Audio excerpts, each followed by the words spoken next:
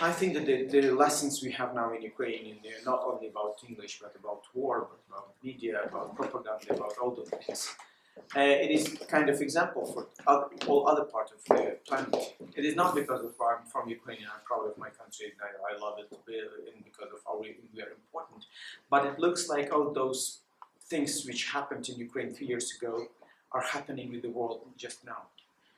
We were attacked by Russia, we were attacked by Russian propaganda, and the whole world told us, oh come on, it's just geopolicy, there are these two countries, they will solve this problem. But now everyone is screaming about propaganda in the United States against Trump or against Obama.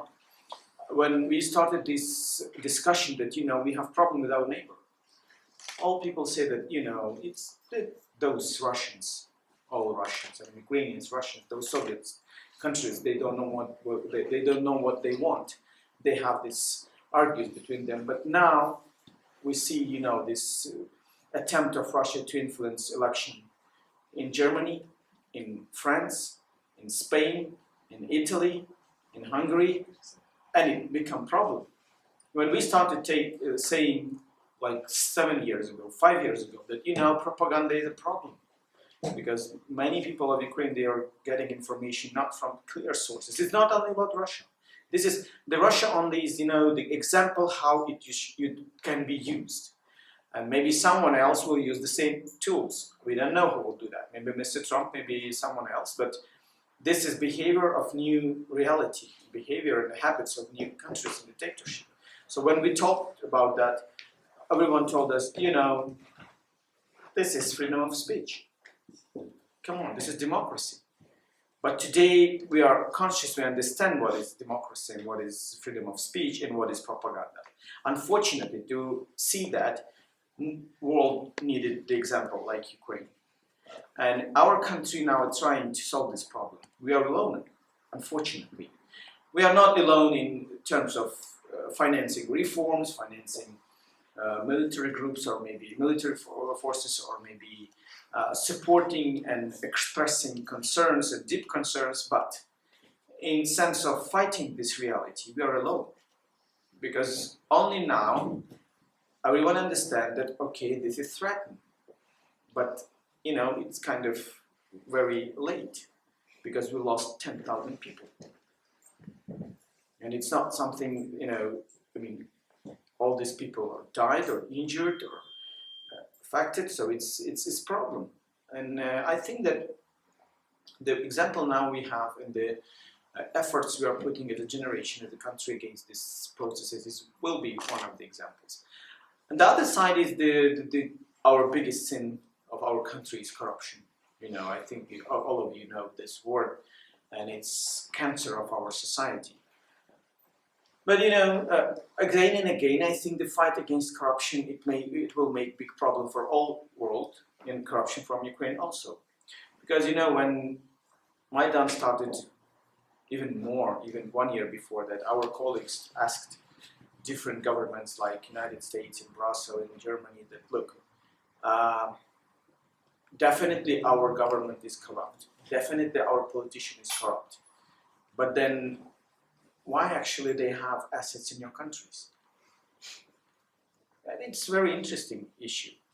You know that Mr. Firtash has a big house in London. Azarov has house in Austria. Kluiv has house also in Austria. Other politicians, many of them, have on the France. And the problem is that it's kind of double standards. You are asking our country and our government to follow the rules. They do not, because those bastards and those Soviet-style mentality that please follow in your countries.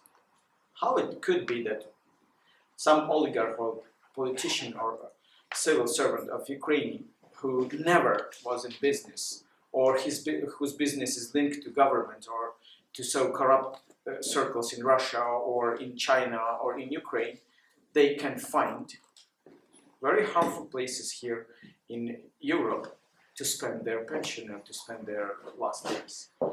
It is not good. And I think that after Panama scandal, it's kind of, wow, what is going on? But we talked about that many years in a row. And what is the interesting is that as a journalist, I can say that journalists of Great Britain or United States or Europe journalists they are a little bit kids against journalists in Ukraine. Just believe me, it's not because I'm a Ukrainian journalist. I think you will never have the same problem we have with the media. But these methods discovered in Ukraine when we started to follow up our journalists, our MPs, and started to discover their assets, discover documents, stealing documents, actually showing, exploding these big scandals. And at that time, the biggest problem of media in United States were lost cats or some problems with the racist, which is very important, of course, but it doesn't hurt you. There is no risks to investigate these things. An investigative journalist in common, I would say the Ukrainian is one of the best, and it's an example for many other countries. And Panama Papers in Ukraine, believe me, it was not scandal. The only one problem was that there were name of president, and that's it. Because we had these Panama scandals every day. I mean, on daily basis. Yes. And the last one was when all these oligarchs and politicians, they voluntarily declare that, I mean, not voluntarily, but voluntarily, because it was law, but they declare that they have these assets. So I think that Ukraine is kind of example for the whole world now today, but it's territory of experiment. Self-experiment, because no one else is caring about that.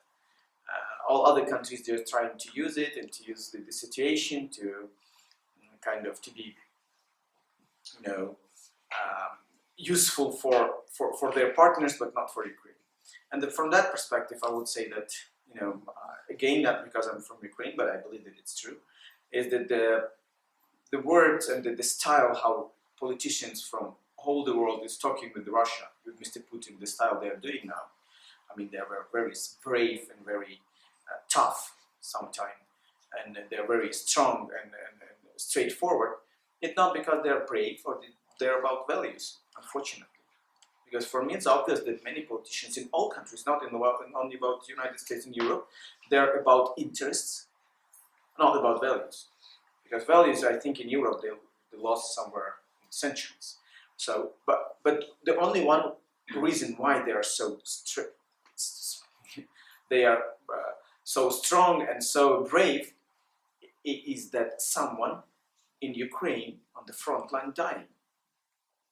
Just because imagine that these troops are not in Donetsk, but in Kiev or in Poland, who would support Ukraine? Who will be able to talk to Putin so strong? I'm not sure. Europe was not ready to that. Even now they're not ready. Look what is going on in Poland, in Lithuania, in Estonia. They have the same problems. So I think our soldiers now is the reason why all people can talk to Mr. Putin so strong. And it's, it's kind of dirty game, because